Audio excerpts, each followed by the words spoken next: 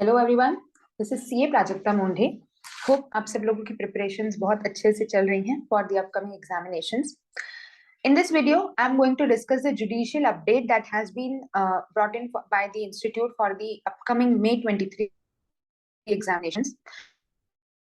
The judicial update contains the some latest, or you can say important case laws that would be relevant for the upcoming CA final examinations. So let us discuss all the case laws that have been given in the judicial update by the institute. First case law that is given is of Apex Laboratories Private Limited versus DCIT. It is again of 2022. So all the case laws that are normally given in this are latest, so that you get updated. So some of the case laws have been given in your module as well, which we have discussed in our regular batches. These are the case laws that have been given as a way of judicial update. So that is again, it becomes of utmost importance to refer these before our examinations.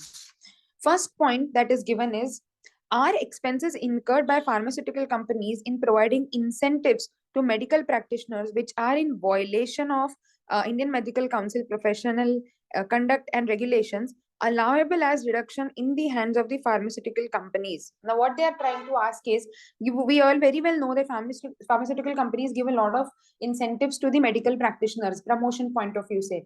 तो क्या वो particular case में deduction allowed होगा? तो this relates to section 37 of PGBP. Section 37 is a residuary provision. We all very well know section 37. So section 37 basically talks about those expenses which are not covered under 30 to 36. So if there are any expenses which are incurred for the business but they are not covered under 30 to 36 and they fulfill the conditions given under section 37, you can claim the deduction under section 37. Then you are allowed to claim deduction. Explanation, however, clarifies that the expenditure incurred shall not be of the nature of an offense which is prohibited by law. अगर ऐसा होता है तो फिर उसका deduction नहीं मिलेगा. Analysis. By an amendment to the Indian Medical Council regulations published in the official gazette, medical practitioners were prohibited from accepting emoluments in the form of gifts, benefits, etc. The regulations also lay down corresponding actions which can be taken against the medical practitioner.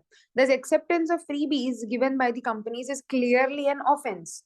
क्यों? क्योंकि क्या होता है, again this is a promotion and medical you can say profession is not something that should be based on marketing or promotional things. The medicine should actually be good, not because it is by a company which is giving you benefits so you will promote that medicine. That is wrong. CBDT circular clarified that any expense incurred in providing incentives shall be inadmissible under section 37(1). Interpretation of law has two essential purposes. One is to clarify people governed by it, the meaning of the letter of the law. The other is to shed light and give shape to the intent of the lawmaker, the main intent of the lawmaker. And in the process of course, responsibility lies in discerning the social purpose which the specific provision subserves. Ultimately, आपका intent क्या है उस particular provision को लाने में? It is only logical that when acceptance of freebies is punishable by Medical Council of India, pharmaceutical companies cannot be granted the tax benefit for providing, even if the companies contend that they do not indulge in any illegal activity by committing an offense, as there is no corresponding penal provision relevant to them. There is no doubt their actions fall within the purview of prohibited by law. मतलब ये लोग कहना क्या चाह रहे हैं, देखो ध्यान से समझो.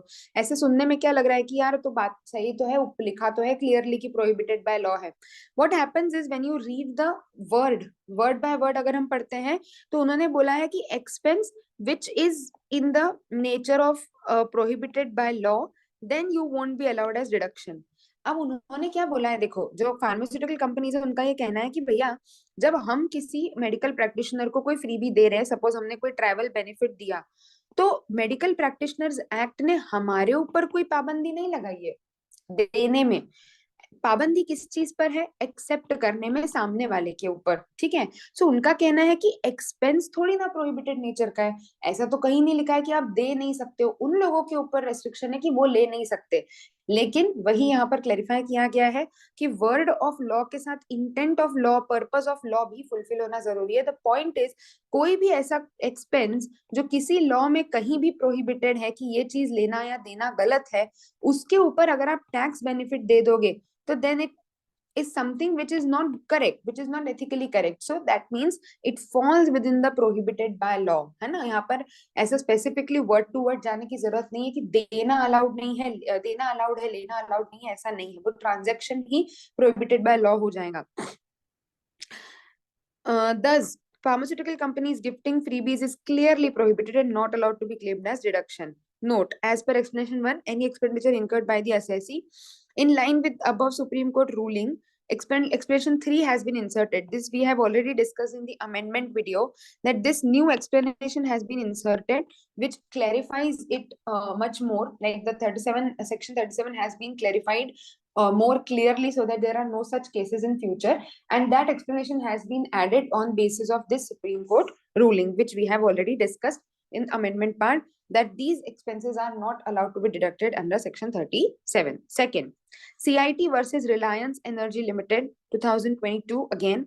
Does profit link deduction under chapter 6 have to be restricted to income under PGBP? पढ़े पहले क्या केस है।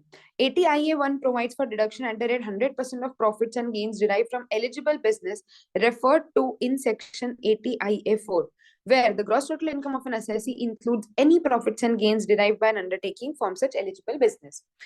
80IA5 requires computation as if eligible business is the only source of income for determining the quantum of deduction. Now, basically, how will you calculate? So if there are 2-3 businesses and everything, you have to calculate as it is the only business, ताकि किसी और business के खर्चे या कोई और transactions जो उस बिजनेस से रिलेटेड नहीं है वो उन ट्रांजैक्शंस में इन्वॉल्व ना हो।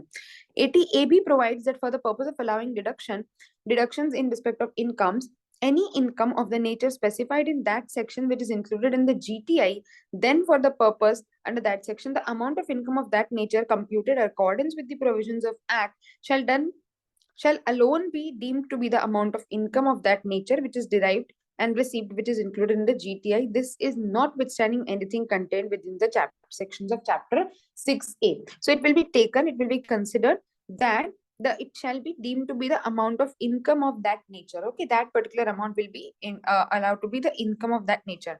Similarly, it stipulates that in computation of total income of an assessee, the deduction specified in 80C to 80U shall be allowed from his GTI. 80A2 provides that aggregate amount of deduction shall not in any case exceed the GTI. उन्होंने पहले सारे provisions लिखे हैं कि ये सारे provisions इस case में apply हो रहे हैं। Analysis. A plain reading of section 80AB shows that the provisions pertain to determination of the quantum of deductible income in the gross total income. आप कितनी इनकम का डिडक्शन ले सकते हो, ये हमारा सवाल है, हमको ये समझना है इन सारे सेक्शंस को समझ करके। 80AB cannot be read to be curtailing the width of 80IA. It is relevant to take note of section 80A, which stipulates that in computation of the total income, deductions specified in 80C to 80U shall be allowed from gross total income. 80A2 provides that the aggregate amount of deductions under chapter 6A shall not exceed the GTI. Thus, 80AB, which deals with determination of deductions, is with respect only to computation of deduction on the basis of net income. है ना, सिर्फ हम किस पर के basis पर निकाल सकते हैं, नेट इनकम के बेसिस पे निकाल सकते हैं। The gross total income should include profits and gains. Those profits and gains should be derived from a business referred to in this particular section. Assessee is entitled to deduction of 100%. The computation of total income, such deduction shall be allowed. The import of section 80IA is that total income of an assessee computed by taking into account the allowable deduction from eligible business. The scope of subsection 5 of 80IA is limited to determination of quantum of deduction under subsection 1 of section 80IA by treating eligible business as the only source of income. Subsection 5 cannot be pressed into service for reading a limitation of the deduction only to income under the heads PGBP. For the purpose of calculating profit link deduction, loss sustained in other divisions cannot be taken into account, as only profits of eligible business have to be taken into account as if it were the source of income. Profits and gains from eligible business cannot be reduced by loss suffered in any other business owned by the assessee. तो गड़बड़ क्या हो रही है basically, देखो कहने का इनका तात्पर्य ये है कि पीजीबीपी में जो हमारा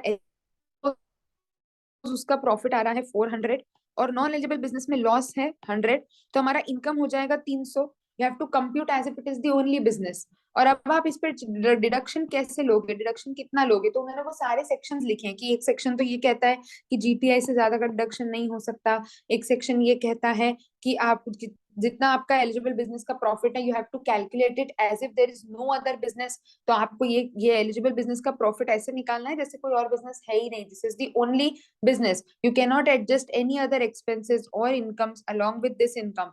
और फिर यहाँ पर हमको ये भी दिया हुआ है कि फिर हम कितना डिडक्शन क्लेम करें, पीजीबीपी की जो इनकम है वो तो 300 हो गई, क्या हम पूरा 400 का डिडक्शन ले सकते हैं? तो देखो उन्होंने एनालिसिस में क्या बताया है डिसीजन में, net profit made by the assessee covered under subsection 4 represented income from eligible business and was the only source of income for the purpose of computing deduction. The deduction could not be limited to income under the head PGBP by setting off losses from non-eligible business against the profit of eligible business. The issue arises in a case where loss is being set off against profit of eligible business, which results in income under the head PGBP being lower than the profits of eligible business.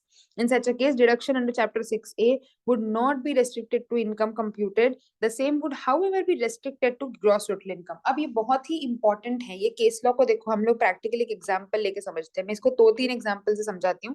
Case 1 suppose ये हुआ जो हमने पहले देखा, एक ही हमारे 2 business है बस, हमारी और कोई इनकम ही नहीं है, ठीक है। तो 400 का मेरा प्रॉफिट था एलिजिबल बिजनेस से, ठीक है। फिर नॉन एलिजिबल से मेरा लॉस था 100 का, तो मेरी जीटीआई हो गई 300, है ना। अब उनका ये कहना है कोइंसिडेंटली इस केस में क्या हो रहा है, पीजीबीपी हेड का इनकम भी उतना ही और जीटीआई भी उतनी, क्योंकि हमारे पास और कोई सोर्स ऑफ इनकम है नहीं। पॉइंट ये है कि सपोज अगर किसी वजह से मेरा पीजीबीपी हेड की जो इनकम है, मेरे पीजीबीपी हेड की जो इनकम है वो मेरे प्रॉफिट फ्रॉम एलिजिबल बिजनेस से अगर कम हो गई, तो क्या मेरा जो डिडक्शन है वो प्रॉफिट का होगा या पीजीबीपी हेड की इनकम का होगा? मतलब एक तरीके से ऐसा हो जाएगा कि पीजीबीपी की इनकम तो 100 ही है लेकिन आप डिडक्शन 300 ले रहे हो, तो क्या ये अलाउड है? ठीक है, this is the point which is to be considered, which is to be studied. So उन्होंने सारे प्रोविजंस बताए। अब उनका ये कहना है कि भैया जब हम एलिजिबल बिजनेस का वो निकालते हैं प्रॉफिट, तो उनका ऐसा कहना है कि आप ये अज्यूम करो कि आपका और कोई बिजनेस है ही नहीं, ठीक है।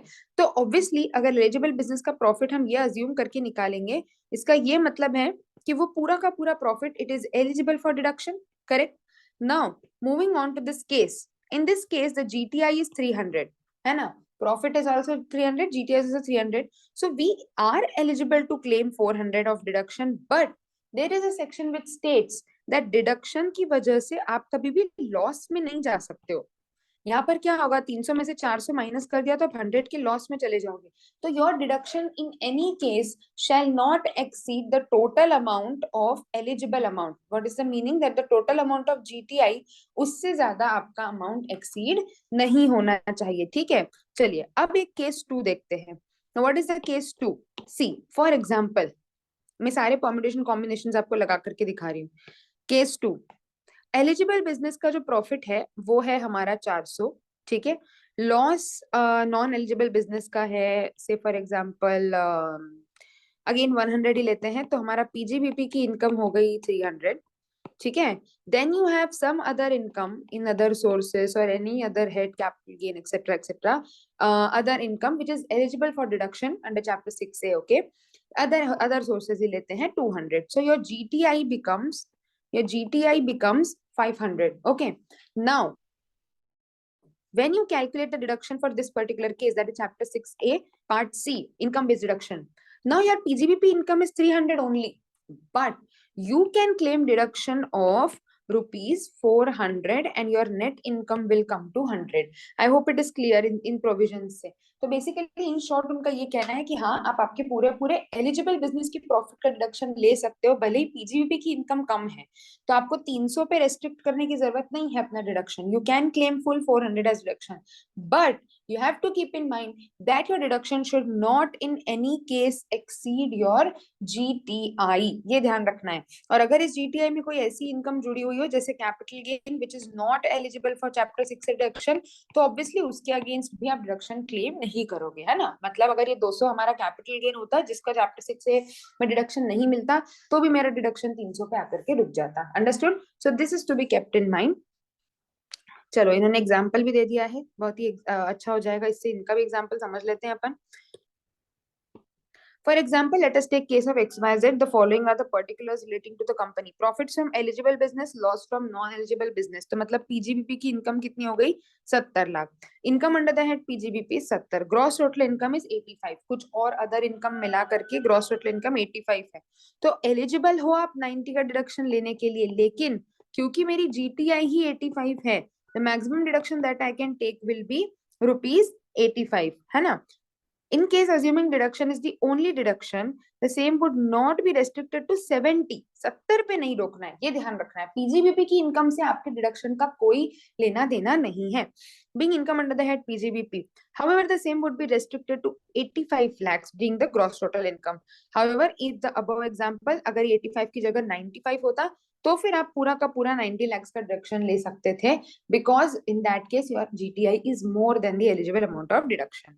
ठीक है, ये हमारे सुप्रीम कोर्ट रूलिंग का पूरा सार है. New noble education society versus CCIT.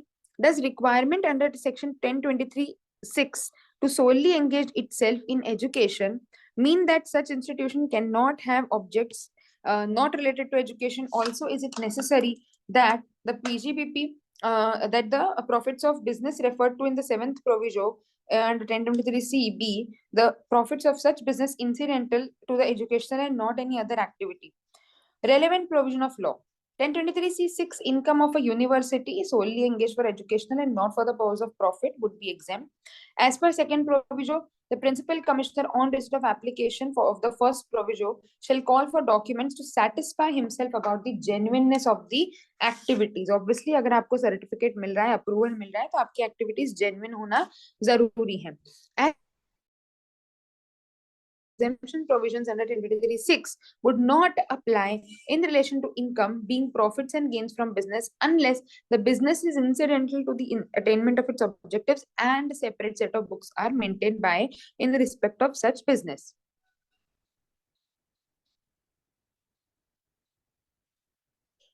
ठीक है, तो ये हम लोग ऑलरेडी जानते हैं. 1023(c) में ऑलरेडी ये पॉइंट्स हमको बताए गए हैं कि बिजनेस की बेनिफिट आपको तभी मिलेगा, बिजनेस कर सकते हो, लेकिन वो बिजनेस आपके मेन ऑब्जेक्ट से इंसिडेंटल होना चाहिए और आपने सेपरेट सेट बुक्स मेंटेन करी है, अदरवाइज आपको बेनिफिट नहीं मिलेगा.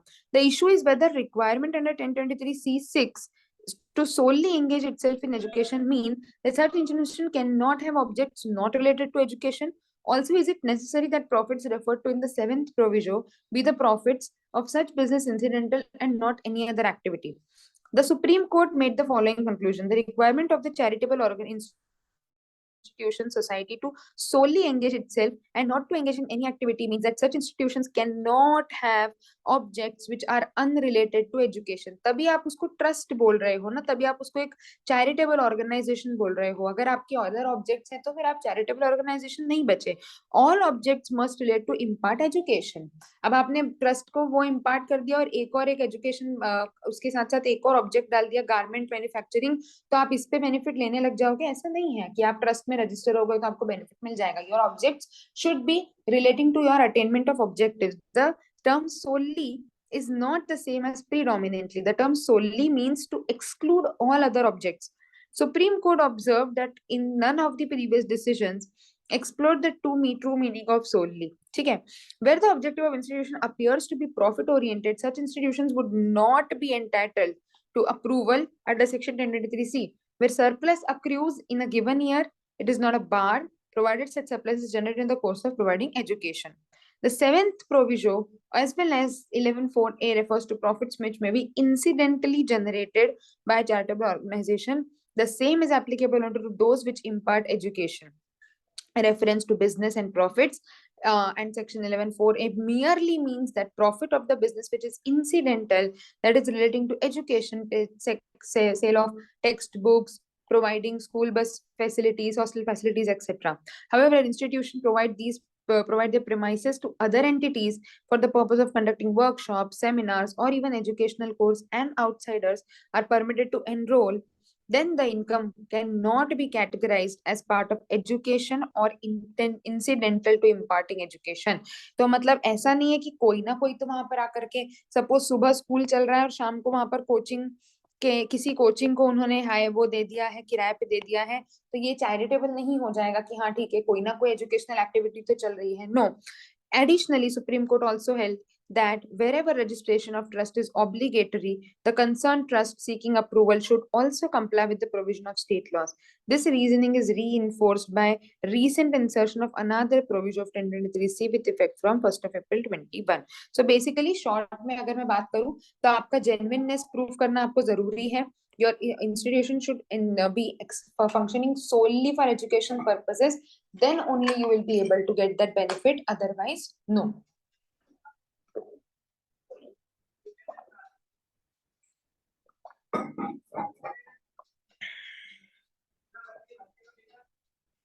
ACIT exemptions versus Ahmedabad Urban Development Authority. क्या है इशू देखें. when can an activity be considered as trade, commerce or business under section 215? As per 215, charitable purpose includes relief to poor, education, medical relief, etc., and the advancement of other general public utility. As per 215, advancement of other general public utility shall not be a charitable purpose if it involves carrying of any activity in the nature of trade, commerce, and business, unless such activities in the course of actual carrying out of advancement of any object of general public utility and the aggregate receipts does not exceed 20%. This you all have read when we have discussed our chapter charitable trusts. that अगर आपका advancement of general, इस पे बहुत सारे examples और questions भी हैं कि अगर आपका object advancement of general public utility है तो आपका जनरल पब्लिक का बेनिफिट होना चाहिए और 20% से ज्यादा इन चीजों से आपका जो भी बिजनेस से रिलेटेड या जो भी एक्टिविटी है उससे ज्यादा रिसिप्ट्स नहीं होनी चाहिए, 20% से नहीं होनी चाहिए, अदरवाइज आपका जो चैरिटेबल स्टेटस है वो हटा दिया जाएगा. As per 11(4)(a) for the purpose of availing benefit the business must be incidental to the objectives. Likewise seventh proviso to section 1023C provides that for the purpose of availing exemption the business should be incidental. issue ये है कि the issue is when an activity is considered to be of trade, मतलब आप कब उसको incidental to business मान, incidental to objects मानोगे और कब उसको purely business मान करके बाहर कर दोगे, क्योंकि वो कभी कभी बहुत थिन लाइन ऑफ डिमार्केशन है. जैसे हमने अभी ऊपर बात करी एजुकेशनल इंस्टीट्यूशंस में sale of text books, uniforms etcetera, तो वो बहुत थिन लाइन है कि कब वो बिजनेस से रिलेटेड है और कब बहुत दूर दूर की चीजों को भी बिजनेस से रिलेटेड माना जा सकता है. ठीक है, तो कब उसको बिजनेस से रिलेटेड मानेंगे और कब हम उसको अदर देन बिजनेस मान करके उसके ऊपर डिसअलाउंसेस लगा सकते हैं. The first consideration would be whether the activity concerned was or is in any manner covered by the objects clause. Object clause में कहीं भी cover हो रहा है क्या? If the accounts disclose that the amounts paid are nominal, markup over and above the cost incurred towards supplying the activity may fall within the description of general public utility. If there is a sufficient markup, मतलब आप अगर बहुत ज्यादा, जैसे बहुत सारे schools जो है वो बुक्स प्रोवाइड करते हैं, ठीक है, तो अगर जैसे आप सपोज 100 रुपए में उसकी कॉस्ट है और आप 110 में बेच रहे हो, मार्केट में वही चीज 150 में मिल रही है, तो fair enough, that is something which is relating to the objects of the clause कि आप एजुकेशनल सर्विसेज का वो करना चाह रहे हो, बहुत ज्यादा प्रॉफिट ओरिएंटेड नहीं हो, अपनी कंसिडरेबल मार्कअप जोड़ दिया कॉस्ट के ऊपर और बेच दिया. लेकिन अगर आप अच्छा खासा आप 150 160 में सेल कर रहे हो, then significant markup over the cost of service, the next step would be to ascertain whether the quantitative limit in the proviso is adhered to. It is only in the event of trust actually carrying on an activity in the course of achieving one of its objectives and earning income which should not exceed the quantitative limit prescribed in the relevant time that it can be said to have been driven by charitable purpose. जो हमारी 20% वाली limit है वो फिर हमको check करनी पड़ेगी. Carrying out activities in the nature of trade, commerce to activities should be conducted in the course of achieving the object of general public utility and therefore be incidental. Conclusion. The conclusion arrived by way of this judgment neither precludes any assessee advancing objects from exemption nor taxing the authorities from denying exemption if the receipts of the relevant year exceeds the quantitative limit. The assessing authorities must on yearly basis scrutinize the record to discern whether nature of the assessees amount to trade commerce. मतलब वही कि आपको हर बार check करते रहना है कि वो trade commerce के नेचर में या जो क्वांटिटेटिव लिमिट है उससे ऊपर तो नहीं जा रहा है, and accordingly you have to take your decisions. ये उन्होंने यहाँ पर क्लैरिफाई किया है. Pioneer overseas corporation USA India branch versus CIT international taxation. Is pendency of dispute resolution under MAP a valid ground for waiver of interest under section 222(2)(a. ठीक है, क्या बोला है देखे चले, क्या हम इस बेस पर हमारे इंटरेस्ट को वेव ऑफ करवा सकते हैं, ये उनके कहने का मतलब है, पूछने का मतलब है basically. Section 222(2) provides for levy of simple interest at the rate 1% for every month or part of month। अगर हमारा जो डिमांड है बेसिकली 222(1) क्या बोलता है कि डिमांड हमारी अगर रेज हुई है और उसको हमने विद इन 30 डेज सेटल नहीं किया तो 1% पर मंथ और पार्ट ऑफ मंथ के रेट से आपको क्या देना पड़ता है उस पर interest. Section 222(a) provides for reduction or waiver of interest payable if the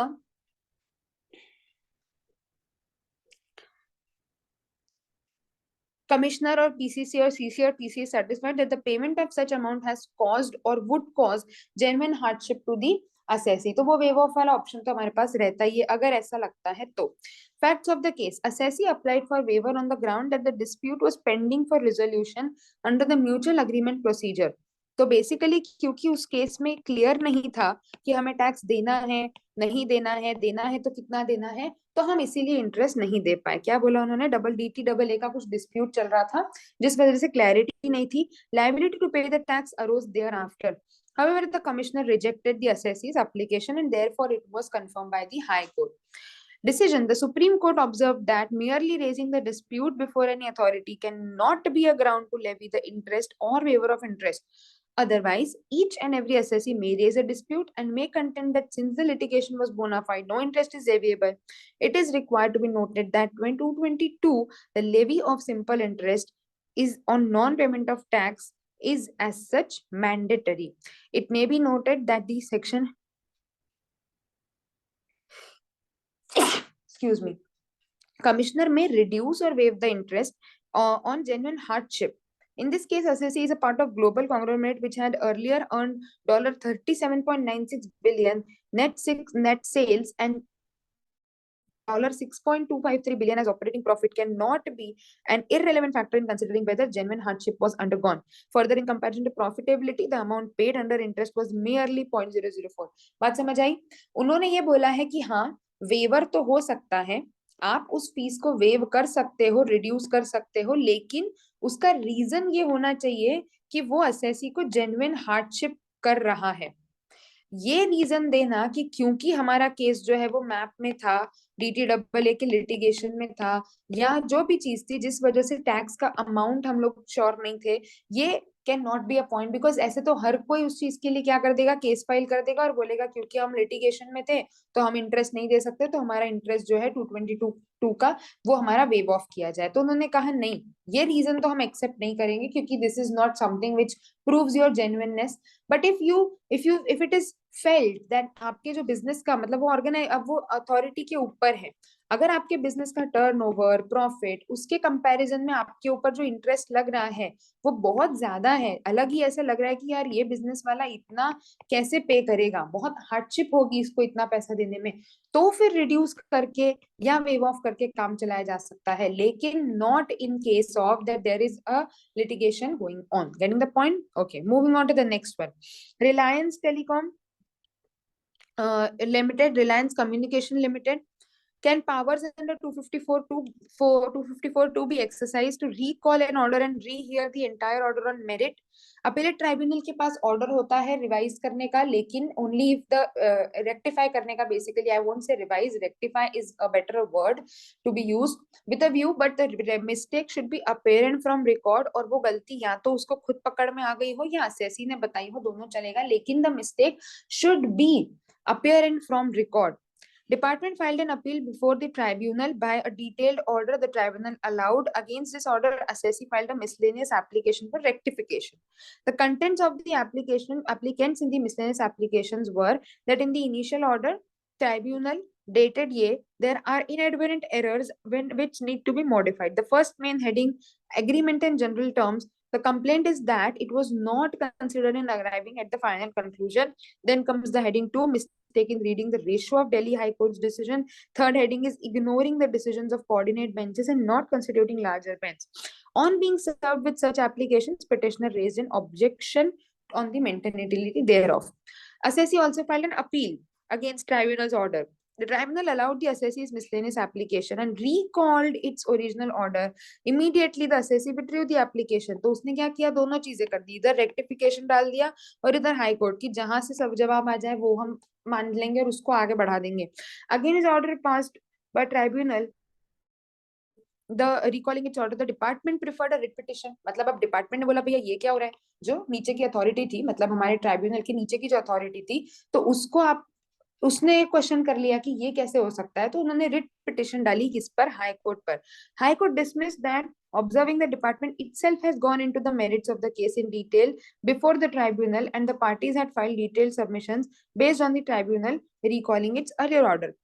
So what was the decision? The order passed by tribunal recalling its earlier order was unsustainable and has been set aside by the High Court. In this case, Supreme Court directed that the original order passed in the respective appeal be restored and the assessee may prefer appeal before the High Court. मतलब in short अगर again मैं बोलूं तो tribunal जो है वो rectify कर सकता है provided that mistake is apparent from record, but it does not have the authority to recall.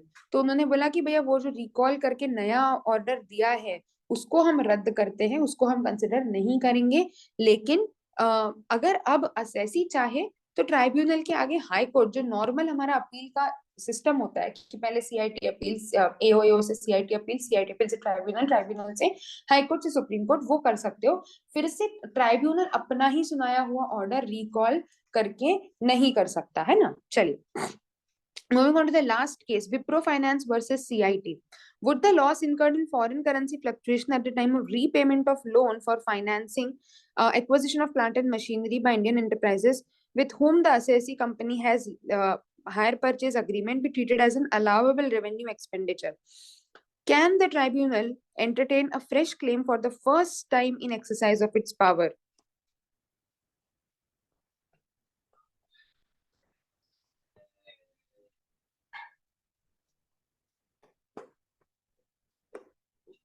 चलो केस समझते हैं. Under section 37 any expenditure and not being in the nature of capital or personnel laid out for the business shall be allowed. 254(1) empowers to pass such orders after giving both the parties appeal of being opportunity of being heard. The assessee company, which was in leasing business, obtained a loan in foreign currency, having its registered office in UK to be utilized by the assessee. While repaying the loan, exchange rate में difference आया और ज्यादा पैसे देने पड़े, resulting in loss, which is a very common thing. For the relevant assessment year, assessee declared a loss of itna owing to fluctuation. Assessee in its return had taken a conscious explicit plea with regard to the part of the claim being related to the capital expenditure rupees 2.46 crores and partly to revenue expenditure 1.11 crore. Therefore, for the first time before the tribunal, it pleaded that the entire claim must be treated as revenue expenditure. The tribunal was conscious that this claim was made by SSC for the first time. तो पहले तो क्या बात हुई, उसने 1.11 का तो डाला ही था, लेकिन फिर आगे चल करके उसने एक और प्ली लगाई कि जो मैंने पहले कैपिटल वाली चीज करी थी उसको भी मैं क्या बोलना मैं चाह रही हूँ कि एंटायर जो अमाउंट है वो ही रेवेन्यू में डाला जाए और उसको रेवेन्यू मान करके मुझे कंसिडर किया जाए. ये पॉइंट उसने सबसे पहले ट्राइब्यूनल के सामने रेज किया. इससे पहले सीआईटी अपील्स में ये पॉइंट रेज नहीं हुआ था. The tribunal is not confined only to issues arising out of appeal before CIT. It has the power to allow the assessee not raise before. relevant facts should be on record. Okay, the facts should be on record, but आप नया point raise कर सकते हो, कोई of the record चीज पे नहीं. ऐसी नहीं कि कोई चीज एकदम ही नहीं आ गई ऑफ द रिकॉर्ड और अब आप उस पर क्लेम कर रहे हो. In this case, tribunal held that the entire loan was in trading operations more profitably, leaving the fixed capital untouched and hence the expenditure was revenue. और उन्होंने पूरा 3.57 जो है वो अलाउ कर दिया. As regards the restriction in power to accept a new claim, such limitation would apply to the assessing authority but not upon the tribunal. क्योंकि उसका एक रीजन ये भी है, ट्राइब्यूनल जो है वो एक तरीके से फैक्ट फाइंडिंग के लिए फाइनल अथॉरिटी है ना. अगर आप ट्राइब्यूनल से सेटिस्फाइड नहीं हो तो हाई कोर्ट के पास जाने का ऑप्शन है, बट जरूरी नहीं है. If it is a case of law then only high court will consider, otherwise it will not. So इसीलिए ट्राइब्यूनल के पावर्स जो हैं वो हमारी नॉर्मल असेसिंग अथॉरिटी से थोड़े ज्यादा है. तो वहां पर आप नया क्लेम दे सकते हो provided it was earlier on record. So decision as a result of allowing the entire claim of 3.57 crores being revenue expenditure, suitable amendment will have to be effected in the final assessment order. Crux of this case is that the assessee was engaged in leasing. Assessee also financed the enterprise with whom it had entered them in obtained plant and machinery. For such financing, assessee has obtained loan. It was held that since the loan was borrowed for financing, which is an activity of business, the whole loss is allowed. It was not a loan borrowed for acquisition of asset. नहीं तो फिर actual cost. ये तो section हम सब लोगों ने पढ़ा ही हुआ है पीजीबीपी में कि अगर असेट खरीदने के लिए होता है तो फिर उसकी कॉस्ट में एडजस्ट होता है. तो क्योंकि वो उसने बिजनेस रिलेटेड लोन लिया था, एक तरीके से working capital point of view से कह सकते हैं, या बिजनेस के लिए बेसिकली, तो इसीलिए 37 में अलाउ हो जाएगा और ट्राइब्यूनल के पास पावर्स हैं. So these are the major case laws that have been introduced for So these have been introduced for the upcoming May 23 examination, and if you are having any kind of issues relating to this, feel free to discuss. Go through the document once on your own as well. In like the video मैंने read भी साथ साथ में किया है, वो इसीलिए कि अगर हम सिर्फ ओवरली क्रक्स समझ लेते हैं ना, तो हमें सेक्शन की लैंग्वेज, एग्जैक्टली प्रोविजंस कौन से अफेक्ट हुए हैं, कौन से केसेस क्या क्या एनालिसिस हुआ, एंड फिर डिसीजन पर हम नहीं पहुंच पाते हैं. तो इसलिए डायरेक्टली आपको शॉर्ट में सिर्फ वो बताने की बजाय I have gone through each and every part of this particular provision and analysis so that you understand it part by part. So go through the document on your own as well, read it properly, try to understand the case, try to understand the language and then the crux of the case. And if after that as well, if you are having any issues, feel free to discuss.